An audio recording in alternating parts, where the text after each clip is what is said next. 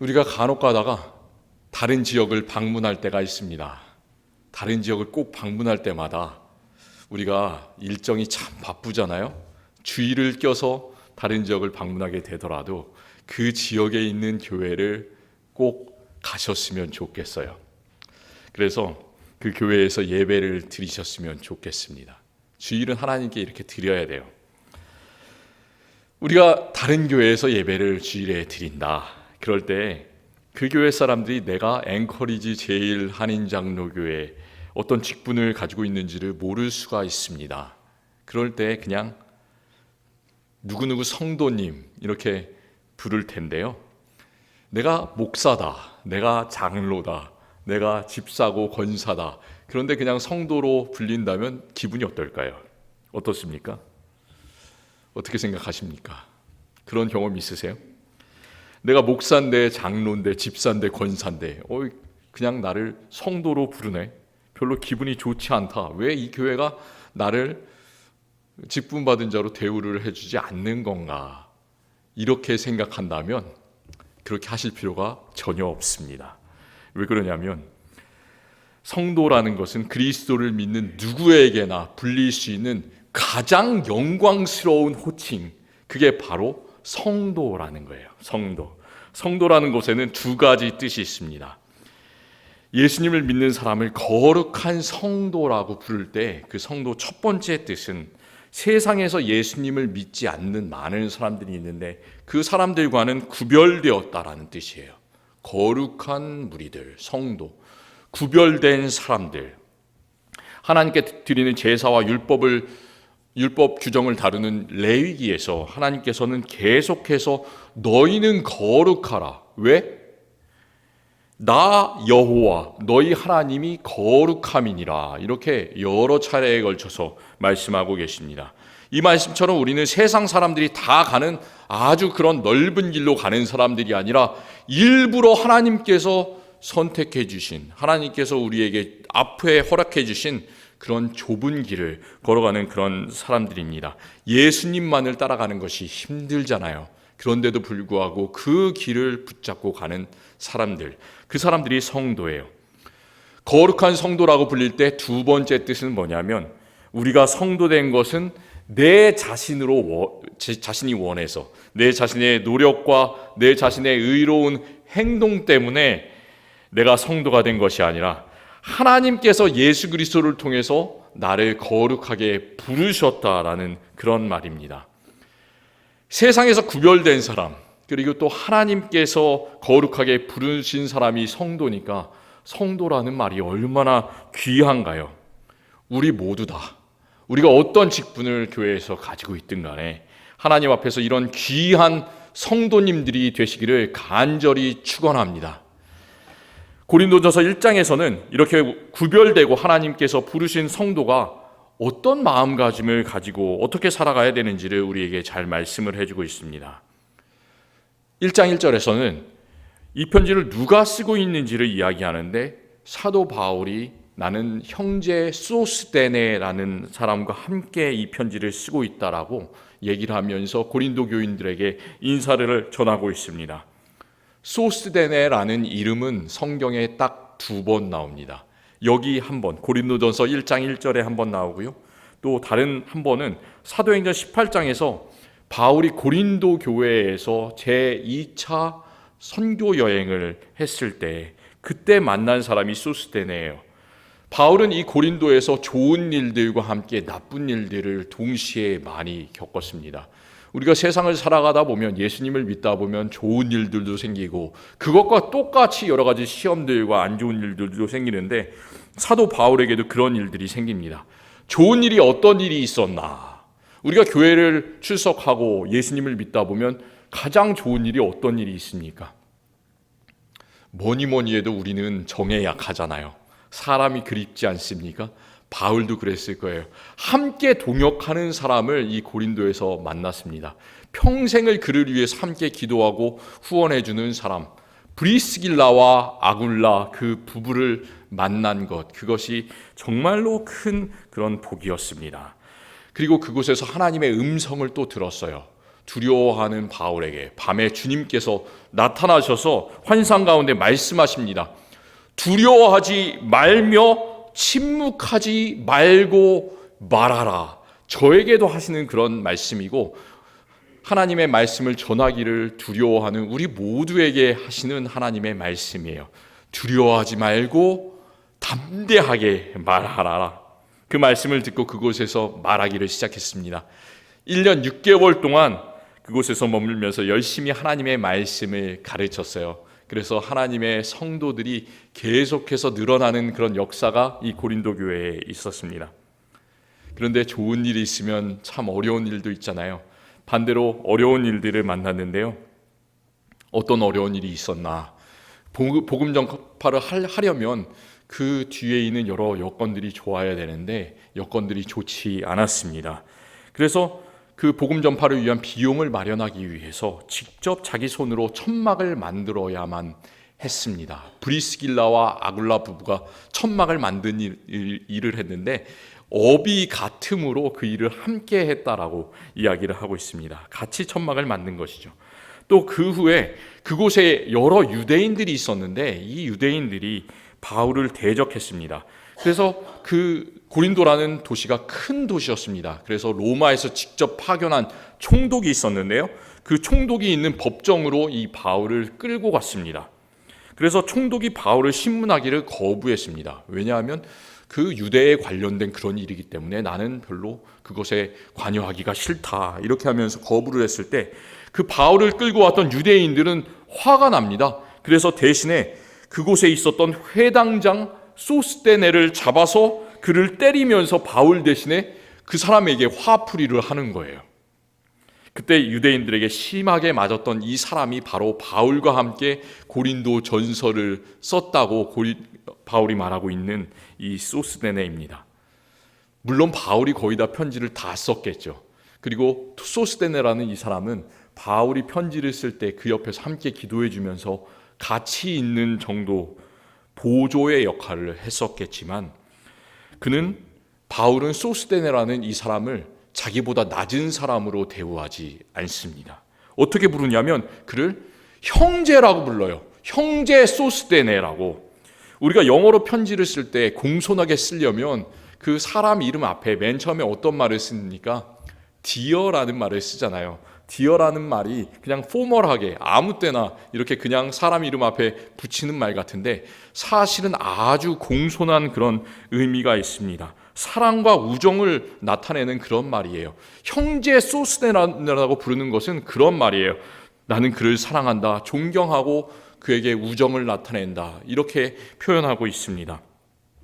제가 이 바울과 소스테네라는 사람의 관계를 이렇게 말씀을 드린 것은 그들의 멋진 관계, 서로를 대우해주고 인정해주고 형제로 사랑해주는 그런 관계가 우리 성도들 사이의 관계가 되어야 하기 때문입니다. 우리들도 그런 관계가 되었으면 좋겠어요. 성도라는 말을 들을 때 우리가 첫 번째로 생각해야 되는 것이 뭐냐면, 나 혼자 성도로서 부름받은 사실이 아니라 나 혼자 하나님께 나가는 것이 아니라 우리 모두가 형제로서, 자매로서 예수 그리스도 안에서 형제로 부름받았다는 사실을 기억하시기를 바랍니다. 그것이 바로 우리가 기억해야 되는 것 첫 번째입니다. 2절에서 사도 바울은 고린도에서 성도라고 부르심을 받은 자들 뿐만이 아니라 다른 각 처에서 그리스도의 이름을 부르는 사람들에게 나는 이 편지를 쓴다라고 하면서 그 사람들 모두를 거룩한 성도라고 또 부르고 있습니다. 그러니까 사도 바울은 내 자신만 성도가 아니라 평신도였던 소스테네도 주님과 함께하는 부름받은 성도라고 부르고 있고, 또 고린도에 있는 유대인들만 성도가 아니라 그 교회 안에 함께 있었던 다른 그룹들, 이방인들도 성도라고 부르고 있습니다. 또 2000년 전에 고린도 교회에 있었던 사람들만 성도가 아니라 2000년 후에 앵커리지 제1한인 장로교회를 섬기고 있는 우리들, 전 세계 하나님을 믿으면서 예수 그리스도를 구주라고 고백하는 모든 주님의 사람들을 그리스도 안에서 거룩해진 사람, 성도라고 이렇게 함께 부르고 있습니다. 그러기에 우리가 해야 되는 것은 무엇이냐? 그것은 그리스도 안에서 거룩해진 그 사람들, 우리가 그렇게 하기 어려울 때라도 교회에 있는 사람들을 서로 아껴주고 되도록이면 사랑해주고 또 어떻게 해서든지 높여주려는 그런 일들을 우리가 감당하기를 원합니다. 그것이 바로 서로에 대한 성도의 자세입니다. 하나님께서 선택하시고 부르신 사람인데 내가 부른 것이 아니라 하나님께서 거룩하시고 세상을 만드신 하나님께서 부르신 사람인데 우리가 어떻게 그 사람을 나보다 더 낮게 볼 수가 있겠습니까? 그 사람 안에는 어떤 사람이든 간에 그 사람 안에는 하나님의 거룩한 계획이 있고 거룩한 형상이 그 안에 들어 있습니다. 19세기에 유명했던 그 영국의 설교가였던 사람이 있습니다. 찰스 스펄전이라고 아마 이름을 들어보셨을 거예요. 이 스펄전 목사에게 하루는 아주 거만한 교인 하나가 찾아왔습니다. 직분자예요. 아주 교회에서 높은 직분자인데 찾아왔어요. 스펄전이 그때 다른 급한 일을 하고 있었습니다. 그래서 당장 그 사람을 만날 수가 없었습니다. 이제 19세기에는 이제 집 안에서 집 일을 돌보는 그 하인이 주로 있었잖아요. 그래서 그 메이드에게 이렇게 나는 지금 바쁘니까 잠깐만 밖에서 기다려달라 이런 말을 전했습니다. 그랬더니 이 거만한 사람이 곧바로 참지 못하고 기다리지 못하고 화를 내면서 이렇게 말합니다. 어떻게 말했을까요? 스펄전에게 하나님의 사자가 기다리고 있다고 말씀을 전해 주십시오. 이렇게 아주 당당한 태도로 얘기를 했습니다. 이제 하인이 다시 스펄전 목사한테 가서 그 말을 전했습니다. 스펄전이 어떻게 얘기를 했을까요? 다시 그 메이드에게 이런 말을 전했습니다. 선생님 죄송합니다. 스펄전 목사님께서는 하나님과 씨름하시고 계십니다. 이렇게 전했어요. 우리가 스펄전을 몰아세웠던 그 사람처럼 과연 내 자신만 거룩한 성도다. 내 자신만 지금 급하다. 내 자신만 하나님을 만나야 된다. 이렇게 생각하고 있는 것은 아닌가 생각해 봤으면 좋겠습니다. 만약 우리 안에 그런 마음이 있다면, 나만을 높이려는 그런 마음이 있다면 형제 소스테네를 형제라고 불러주면서 동등하게 대해주고 높여주었던 그 바울의 마음을 생각하시기를 바랍니다. 고린도 교회 성도들만이 아니라 각 지역과 모든 시대에 하나님의 부르심을 받은 사람을 성도라고 불렀던 그 바울의 넓은 마음들을 우리도 다 갖기를 원합니다. 그 마음으로 내 자신뿐만 아니라 내 옆에 있는 그 모든 사람들을 성도라고 잘 대해주시는 우리 모든 분들이 되시면 참 좋겠습니다. 우리가 성도라는 말을 통해서 두 번째로 기억해야 되는 것은 성도는 함께 하나님께 부르심을 받은 자임과 동시에 함께 지어져가는 사람이다라는 사실을 기억하셨으면 좋겠습니다. 함께 지어져가는 자들, 그것은 현재 진행형이죠. 지금 내가 완전히 지음을 받은 사람이 아니라 함께 지금도 예수님의 길을 걸으면서 지음을 받고 있는 사람. 고린도 교회에는 여러 가지 어려운 일들이 있었습니다. 그런데 참 어려웠던 일 중에 하나는 그 교인들이 예수 그리스도의 부활을 믿지 못했어요. 심각하잖아요. 예수 그리스도의 부활을 믿지 못한다면, 예수님의 부활을 믿지 못한다는 그 말은 어떤 얘기일까요? 예수님의 예전에 있었던 그 부활뿐만이 아니라 자기 자신의 미래에 있을 부활, 우리 성도들이 몸을 입고 예수님 앞에서 천국에서 영원히 살 것이라는 그 사실을 믿지 못했다는 그런 말이 됩니다. 우리가 새로운 몸을 입고 다시 살 것이라는 사실을 믿지 못한다면 얼마나 괴롭겠어요. 성도가 무슨 소망으로 살아갈 힘이 있겠습니까? 그래서 사도 바울은 고린도전서 15장에서 이렇게 얘기를 해요. 만일 죽은 자의 부활이 없다면 그리스도도 다시 살아나지 못하였으리라. 그리스도께서 만일 다시 살아나지 못하셨다면 우리가 전파하는 것도 헛것이요 또 너희 믿음도 헛것이다, 이렇게 말하고 있습니다. 그러니까 우리는 어떤 일이 있더라도 부활의 신앙을 가져야 돼요. 예수님께서 부활하셨기 때문에 나도 부활할 것이다. 또 내가 부활할 것이라는 것을 확실히 믿기 때문에 당연히 예수님께서는 과거에 부활하셨다. 이 두 가지를 항상 똑같이 놓고 바라보시기를 바랍니다. 예수님의 부활과 나의 부활은 항상 이렇게 붙어 있습니다. 그래서 고린도전서 15장 부활장에서는 단지 사람이 죽으면 어떻게 될 것인가, 그런 뜬구름 잡는 약간 잘 모르는 추상적인 이야기를 하는 것이 아니라 우리가 부활을 확실히 믿기 때문에, 그렇다면 우리가 지금 현재에서 어떻게 살아야 되는지 그 현재 우리가 해야 될 것을 하나하나 잘 이야기를 해주고 있습니다. 맨 마지막 고린도전서 15장 58절에서 이렇게 말하고 있어요. 그러므로 내 사랑하는 형제들아, 견실하며 흔들리지 말고 항상 주의 일에 더욱 힘쓰는 자들이 되라. 이는 너희 수고가 주 안에서 헛되지 않은 줄 알미라. 그런데 안타깝게도 고린도 교회 교인들은 그렇게 하지 못했습니다. 그들이 부활의 소망이 없었어요. 아무리 사람들에게 많은 음식을 주면 뭐합니까? 소화시킬 그런 능력이 없으면 우리가 소화를 못 시키잖아요. 그런 거예요. 부활의 신앙, 그 밑바탕이 없으면 다른 많은 것들이 다 헛것입니다. 소망이 없는 사람들이 어떻게 됩니까? 소망이 없으면 없을수록, 미래를 보지 못하면 보지 못할수록 그 시야가 점점 줄어들게 됩니다. 주변을 넓게 바라보지 못합니다. 지금 있는 그 자신, 지금 현재만을 배부르려고 하게 돼요. 옛날에 이런 노래가 있었잖아요. 노세 노세 젊어서 노세. 젊어서 많이 놀아야 된다. 물론 그렇겠지만 노세 노세 젊어서 노세라는 그런 가사가 안 좋은 것은 뭐냐면 지금 이 순간을 즐기자라는 그런 말이잖아요. 그들이 점점 이기적으로 바뀌었습니다. 부활의 소망을 갖지 못했기 때문에 점점 현실에만 치중하게 되었습니다. 그 모습을 보면서 고린도전서 4장에서 바울은 참 그 교인들에게 안타까운 마음이 들었습니다. 그래서 하나님의 주시는 그 앞날을 바라보지 못하고 지금 배만 불리고 있는 그런 성도들의 모습을 약간 비꼬고 있습니다. 비꼬는 말을 우리가 하면 안 되는데 사도 바울이 이 성경 속에서 비꼬는 말들을 교인들에게 편지에서 잠깐씩 하고 있습니다. 어떻게 얘기를 하냐면, 너희는 이미 배부르며 이미 풍성하며 우리 없이도 왕이 되었도다. 우리가 너희와 함께 왕 노릇하기 위하여 참으로 너희가 왕이 되기를 원하노라. 이렇게 얘기하고 있습니다. 그 사람들이 정말로 왕이 되었으면 좋겠다라는 말인가요? 우리가 물론 왕이 되어야 되겠죠. 어디서? 하나님의 나라에서는 우리가 예수님과 함께 왕 노릇하는 왕이 되어야 되겠지만, 이 나라에서 지금 이 세상에서 왕이 되면 되겠습니까? 되지 않잖아요. 그런데 이미 너희가 왕이 되기를 원하노라, 이 말은 지금 현재 있는 그 고린도 교회 교인들의 상황을 약간 비꼬는 거예요. 그렇게 하지 않았으면 좋겠다, 이렇게 참 안타까운 말로 경고하고 있습니다. 그렇다면 우리 주님께서 우리에게 바라시는 것은 뭘까요?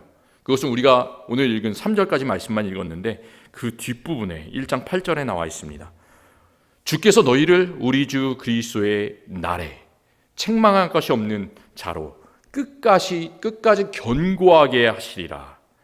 우리 주님은 나 한 사람만 세우기를 원하는 것이 아니라 이 8절 말씀대로 너희를, 우리를, 이런 말을 계속해서 바울이 쓰고 있습니다. 나라고 얘기하잖아요. 우리를, 너희를 계속해서 우리가 함께 끝까지 견고하게 하시기를 우리 주님께서 우리의 삶 속에서 원하고 계십니다. 그러기 위해서 우리 성도들이 해야 되는 것은 무엇이냐면, 예수 그리스도의 날에 책망할 것이 없는 자로 그 날을 바라봐야 되는 거예요. 지금 이 순간만 바라보는 것이 아니라 주 예수 그리스도의 날에 어떤 일이 일어날 것인가를 바라보면서 그 날에 이르도록 자라나야 할 줄을 믿습니다. 그렇기 때문에 우리 성도는 나 혼자 지어져 가서는 되지 않고 항상 함께 지어져 가는 그 사람들, 그것이 바로 성도입니다. 우리의 성장은 지금 이미 멈춘 것이 아니라 현재 진행형이에요. 우리가 19살 때, 20살 때 그때 성장이 키가 더 이상 자라나지 않을 수는 있어도 우리의 믿음은 계속해서 주님께로 자라나야 할 줄을 믿습니다. 만약 우리에게 두 명의 자녀가 있다고 생각해 보시기를 바랍니다. 한 명의 자녀는 아직 완전히 성숙하지 못한 자녀, 그런데 계속해서 키가 자라나면서 성장하고 귀여운 일을 하는 거예요. 어떻습니까?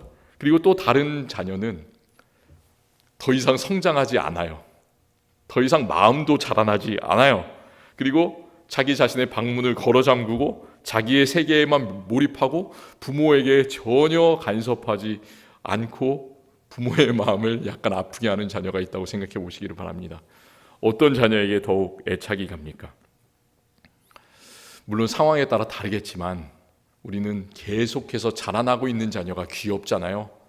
우리 손자 손녀를 저는 아직 키워보지 않았지만 우리 자녀를 키울 때 혹시 우리 상록회에 계신 권사님들 손자 손녀를 키울 때 기쁜 것은 뭐냐면 실수를 많이 해도 물을 엎지르고 전부 다 이렇게 어지럽히고 그래도 그들이 계속해서 키가 자라고 마음이 자라나고 있기 때문에 기쁘지 않습니까? 우리 하나님께도 마찬가지입니다.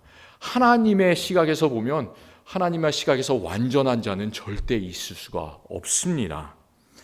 하나님도 우리가 때때로 넘어지고 실수하더라도 계속해서 함께 우리의 믿음이 예수 그리스도의 날에 이를 때까지 자라나고 계시기를 우리 주님께서는 원하고 계십니다. 그렇게 되시는 저와 우리 성도님들이 되셨으면 좋겠습니다. 바울은 참 좋은 말로 우리를 이렇게 권면하고 있어요. 너희도 성령 안에서 하나님이 거하실 처소가 되기 위하여 그리스도 예수 안에서 함께 지어져 가느니라. 나 혼자 지어지는 것이 아니라 함께 지어져 가느니라. 그 에베소서 2장 말씀이 우리 모두에게도 이루어지기를 원합니다. 성도라는 말을 통해서 우리가 기억해야 되는 것, 세 번째는 성도는 함께 은혜와 은사를 누리는 자다라는 사실을 기억하시기를 바랍니다. 우리 성도님들, 하나님께 받은 어떤 은사가 있으신가요? 내가 하나님께 받은 이런 특별한 은사가 있다. 은사라는 말을 들으면 우리가 고린도전서 12장에 은사장이라고 불리는 장을 펼쳐보게 됩니다. 거기에는 바울이 여러 예를 들고 있어요. 이런 은사가 교회에 있다. 지혜의 말씀, 지식의 말씀, 믿음, 병 고침, 능력 행함, 예언, 영을 분별하는 것, 방언하고 또 방언을 통역하는 것들, 이런 은사들을 바울이 예로 들고 있는데요. 하지만 그런 것들만 은사라고 하면 주눅이 들 때가 있습니다. 그렇잖아요? 나는 별로 말하는 것이 훌륭하지도 않은데, 나는 예수 그리스도의 복음을 다른 사람들에게 별로 조리 있게 설명할 수도 없는데, 나는 병 고치는 능력도 없는데, 별다른 능력도 없는 것 같은데, 세상을 그냥 그렇게 살아가는 것 같은데, 그렇다면 나는 하나님께 받은 은사가 없는 게 아닌가? 나는 다른 사람들보다 하나님께서 훨씬 더 덜 귀하게 쓰시는 사람이 아닌가? 그렇게 생각할 수도 있습니다. 그런데 그렇지 않습니다. 왜냐하면 우리가 은사라는 것, 은혜라는 것을 함께 항상 그 두 단어를 엮어서 기억해야 되는 이유는, 은사는 하나님께서 하나님의 뜻대로 성령을 통해서 예수 그리스도를 믿는 각 사람에게 나눠주는 은혜의 선물, 그게 바로 은사입니다. 내가 가지고 싶어서 가지는 것이 아니라 하나님께서 하나님 마음대로 교회를 위해서, 하나님의 나라를 위해서 쓰라고 선물로 부어주는 것, 그것이 바로 은사예요. 그러니까 내가 이런 능력을 가지고 있지 않았다고 해서 전혀 기죽을 필요가 없습니다. 왜냐하면 하나님께서 우리에게는 그것 말고도 정말로 많은 그런 놀라운 은사들을 우리의 삶 가운데 부어주셨기 때문에 그렇습니다. 우리의 마음이 참 약해질 때가 있어요. 다른 사람과 비교하게 될 때가 있습니다. 전혀 그럴 필요가 없습니다. 왜냐하면 하나님께서는 나에게 너무나 훌륭한 그런 것들을 너무 풍성하게 많이 부어주셨기 때문입니다. 그렇게 우리 모두가 다 하나님께서 주신 풍성한 선물들을 우리의 삶 속에서 가지고 있습니다. 그 선물들은 지금 당장 하나님께서 교회를 위해서 쓰라고 주신 것들도 있지만, 미래에 있는 하나님의 나라를 위해서 주어진 선물들도 있습니다. 그 사실을 우리가 잘 알아야 돼요. 지금 당장 내가 쓰지 못하더라도 앞으로 미래의 하나님의 나라를 위해서 내가 가지고 있는 그 은사들을 쓸 수 있게 하나님께서 주신 것들이다. 얼마 전에 제가 마트를 갔습니다. 마트에 가서 바나나 한 묶음을 이렇게 집어들었습니다. 바나나를 좀 노란 것을 이렇게 사려고 했는데, 그날따라 조금이라도 노란색이 들어있는 그 바나나가 하나도 없는 거예요. 다 새파래요. 그래서 새파랗게 생긴 것 중에 좀 싱싱하게 보이는 것 한 묶음을 이렇게 골라가지고요, 그것을 3일 정도를 주방 따뜻한 데 놨습니다. 어떻게 될까요? 3일이 지나면 좀 노란색이 나타날 기미가 보여야 되잖아요. 그런데 따뜻한데 놔뒀는데도 3일 동안 아무런 변화가 없습니다. 계속해서 새파래요. 그래서 잠깐 고민했습니다. 어떻게 하면 빨리 익힐 수 있을까? 그래서 광합성을 좀 시켜보기로 했습니다. 밝은 빛 위에 그 밑에다가 바로 그 바나나를 놔뒀습니다.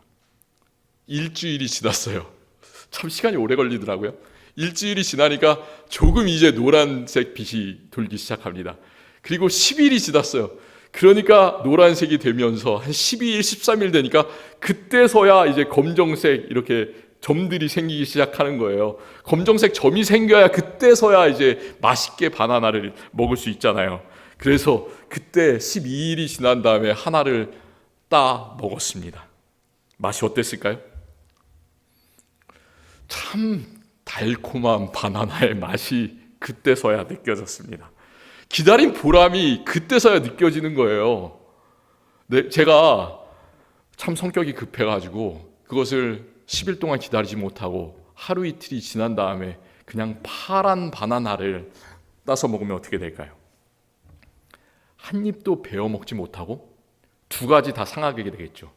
제 입맛도 상하고 또 바나나도 버리게 됩니다. 제가 이 바나나 얘기를 하는 것은 하나님께서 우리에게 주신 그런 은사도 때때로 마찬가지일 때가 있습니다. 고린도전서 1장 8절에서 너희가 모든 은사에 부족함이 없이 우리 주 예수 그리스도의 나타나심을 기다림이라 이렇게 말했는데, 너희가 모든 은사에 부족함이 없이, 이것은 지금 부족하다는 얘기인가요?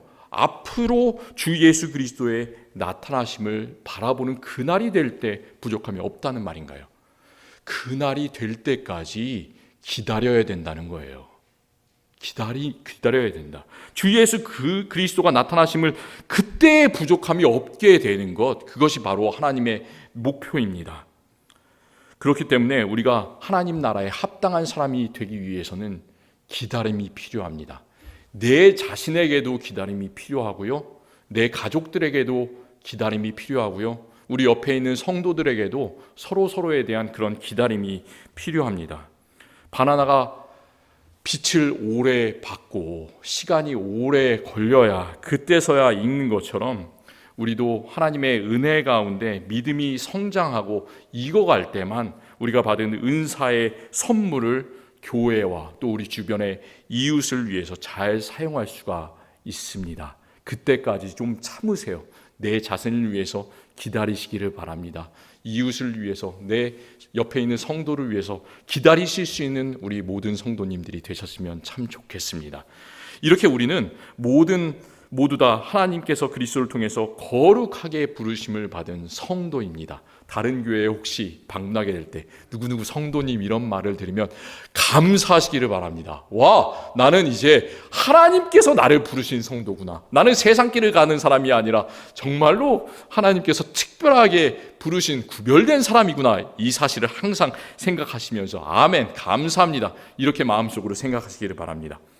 우리가 옆 사람에게 이렇게 생각할 때가 있어요. 무슨 성도가 저래?